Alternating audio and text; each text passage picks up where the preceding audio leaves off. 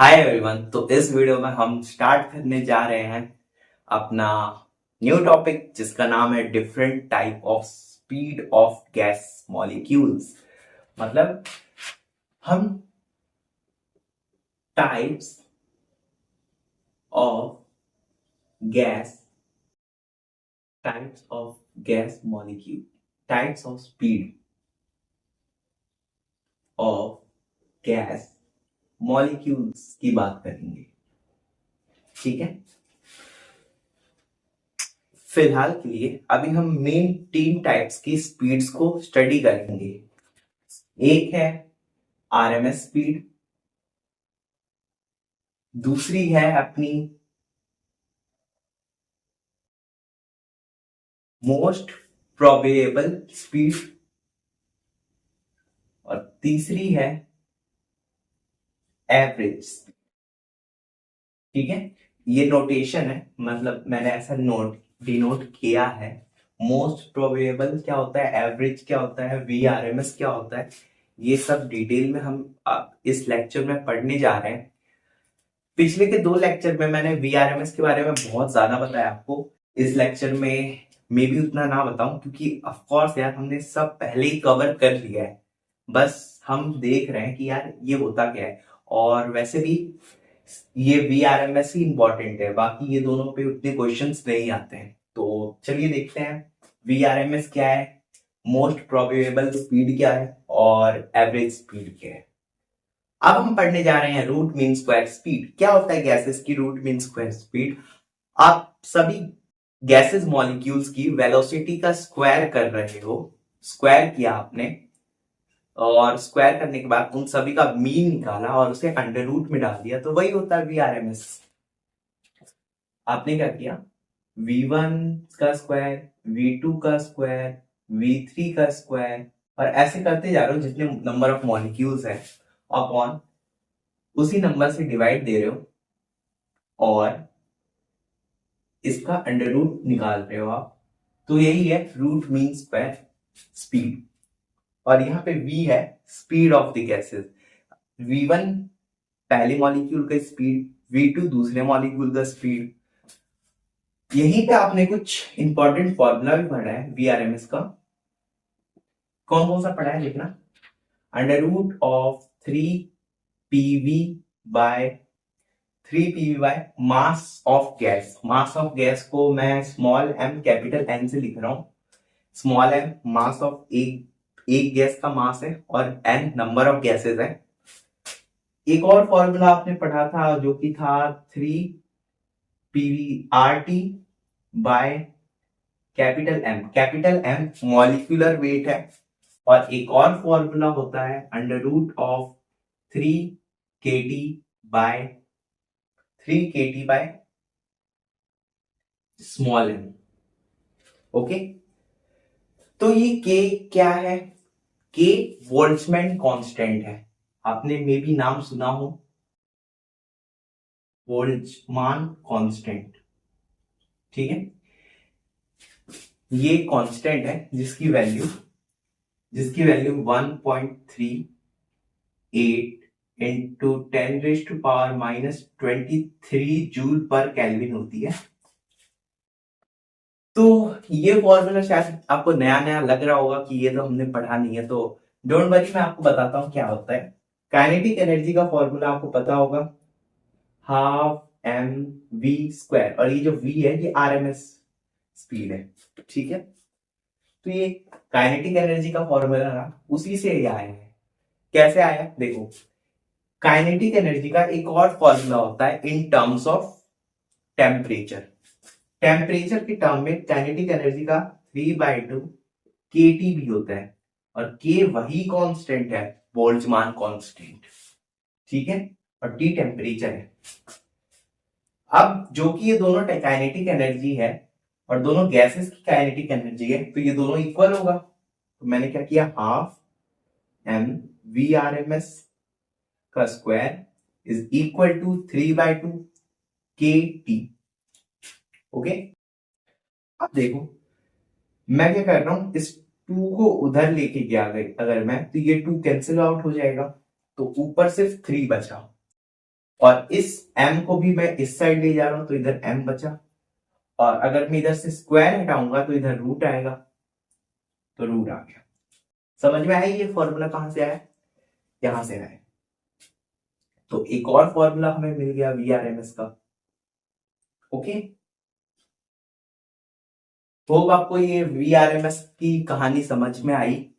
अभी आएंगे इस पे फिर से। अब चलते हैं next, most probable speed. Most probable speed क्या होते हैं? अगेन 3 2 1 गो स्टार्ट। मोस्ट प्रोबेबल स्पीड क्या होती है? किसी फिक्स टेम्परेचर पे, मतलब टेम्परेचर कांस्टेंट रखो अगर, तब हम गैसेस की स्टडी करें तो ज्यादातर मॉलिक्यूल्स की जो स्पीड होगी वही मोस्ट प्रोबेबल स्पीड होगी। मतलब मान के चलो, एक एग्जांपल दे रहा हूं, 1000 मॉलिक्यूल्स हैं कंटेनर में, किसी गैस के 1000 मॉलिक्यूल्स, और उसमें से 50 मॉलिक्यूल्स 2 मीटर पर सेकेंड की स्पीड दिखा रहे हैं, बाकी सबकी 1 पॉइंट कुछ है, 0 के नीचे है, 0 पॉइंट में है, मतलब वैसे ही स्पीड है उन सबकी।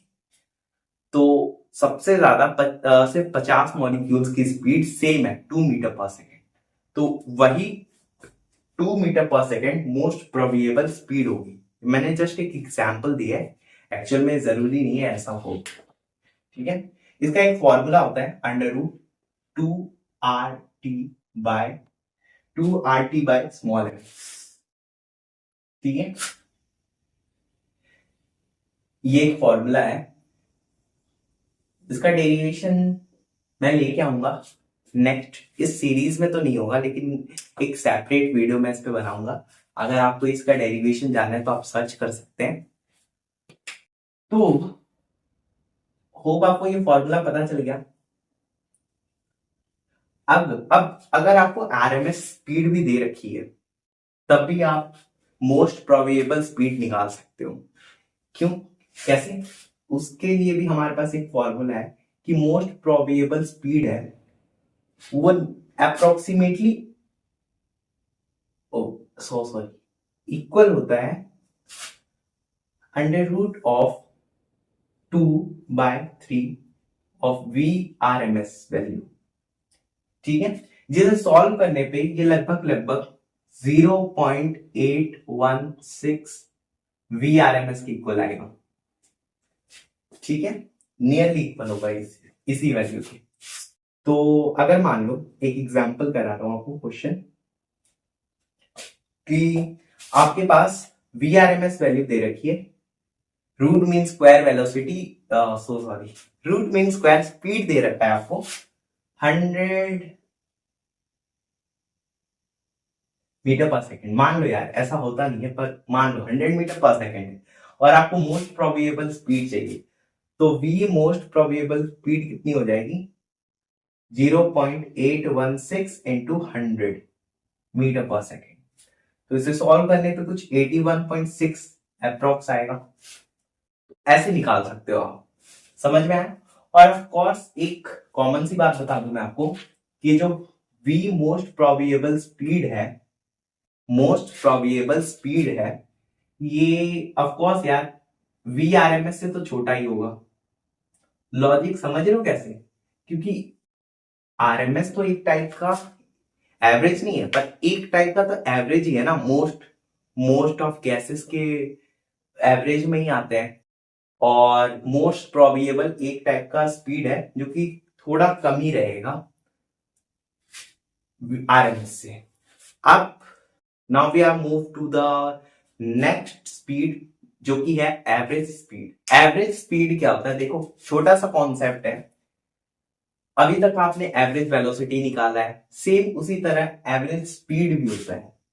एवरेज स्पीड क्या होता है? सिंपल, पहले मॉलिक्यूल का स्पीड, दूसरे मॉलिक्यूल का स्पीड, तीसरे मॉलिक्यूल का स्पीड, चौथे मॉलिक्यूल का स्पीड, जितने नंबर ऑफ मॉलिक्यूल्स हैं अपॉन में उससे डिवाइड किए तो n, तो ये आ गया V एवरेज। सिंपल है ना? बस यही करना था आपको। तो ये है एवरेज स्पीड, इसमें स्क्वायर नहीं करना, ना रूट करना है। तो रूट मीन स्क्वायर से तो बहुत ही इजी है ये एवरेज स्पीड। इन शॉर्ट, हमने 3 टाइप की स्पीड पढ़ी, एक तो रूट मीन स्क्वायर स्पीड, एक मोस्ट प्रोबेबल स्पीड और एक एवरेज स्पीड, दोनों पढ़ ली। इसका एक रिलेशन बता दूं आरएमएस के साथ। अगर मान लो रूट मीन स्क्वायर स्पीड दे दिया या फिर इसे दे दिया, तो हम रूट मीन स्क्वायर में कैसे कन्वर्ट करेंगे, या फिर रूट मीन स्क्वायर को इन स्पीड में कैसे कन्वर्ट करेंगे। तो देखना, जो मोस्ट प्रोबेबल स्पीड होता है वो 0.816 स्पीड ऑफ आरएमएस के इक्वल होता है, आरएमएस स्पीड के इक्वल होता है। ठीक है, अगर आपको आरएमएस निकालना है तो इसको उसमें डिवाइड कर देना, तो आरएमएस वैल्यू भी आ जाएगी, और ये होता है 0.92 वी आरएमएस के इक्वल। ठीक है, एक इंपॉर्टेंट पॉइंट बताया हूं आपको, होप आपको याद रहेगा। ठीक है, अब ध्यान से देखना, नेक्स्ट पॉइंट मैं समझाने से पहले एक कर्व का हेल्प लेने जा रहा हूं, जिस कर्व का नाम है मैक्सवेल बोल्ट्जमैन कर्व। ठीक है, ध्यान से देखना इस कर्व को, 0 से स्टार्ट हुआ है। ठीक है, इसकी ये जो पीक पॉइंट है, पीक पॉइंट, अच्छा ये कर्व है किस किस के बीच में, ये तो मॉलिक्यूल्स के फ्रैक्शन के बीच में है। फ्रैक्शन ऑफ मॉलिक्यूल मतलब नंबर ऑफ मॉलिक्यूल्स, और ये है स्पीड।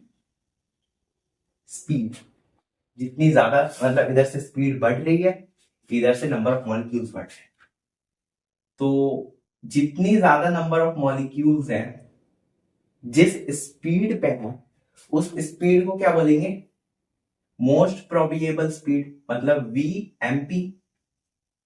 ठीक है, इसके जस्ट थोड़ा सा आगे आपको मिलेगा एवरेज स्पीड। ठीक है, ये आपको मिलेगा वी एवरेज, और इसके थोड़ा सा आगे आपको मिल जाएगा root mean square speed, V R M S. ये ग्राफ मैंने क्यों बनाया, ये कर्व मैंने क्यों बनाया, ये आपको समझाने के लिए कि जो वी एम पी है वो सबसे छोटा है, उससे बड़ा स्पीड होगा एवरेज स्पीड, और उससे बड़ा स्पीड है root mean square speed. Okay, क्या रूट मीन स्क्वायर से भी बड़ा कोई स्पीड है। वी आर एम एस से भी बड़ा एक स्पीड है स्केप स्पीड, स्केप वेलोसिटी से आप जानते हैं उसको, लेकिन अभी मैं स्पीड का कंपैरिजन कर रहा हूं, चलो बोल लो स्केप वेलोसिटी बोल लो, कोई प्रॉब्लम नहीं। उससे बड़ा है वी स्केप।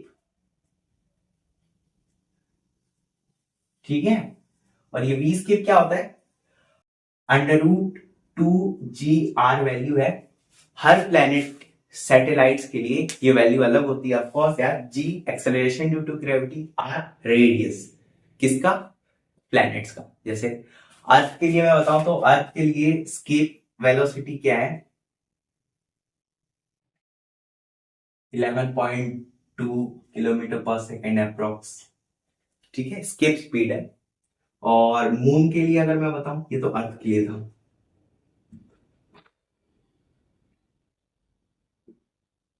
मून के लिए देखो तो ये कुछ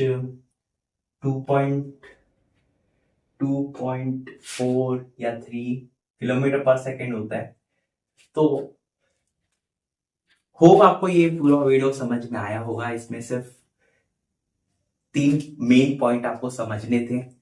रूट मीन स्क्वायर स्पीड, जो कि हम 2 लेक्चर से बात करते आ रहे हैं इसी के बारे में, रूट मीन स्क्वायर के बारे में बात किए जा रहे हैं। उसके बाद अभी आपने मोस्ट प्रोबेबल स्पीड पढ़ लिया, उसके बाद आपने एवरेज स्पीड भी पढ़ लिया। तो होप आपको ये समझ में आ गया, इन सबके बीच रिलेशन समझ में आ गया, इन सभी के फॉर्मूलाज को आपने गो थ्रू एक बार फिर से कर लिया होगा। तो फिलहाल के लिए आज के लिए इतना ही, अब मिलते हैं नेक्स्ट वीडियो में, बाय।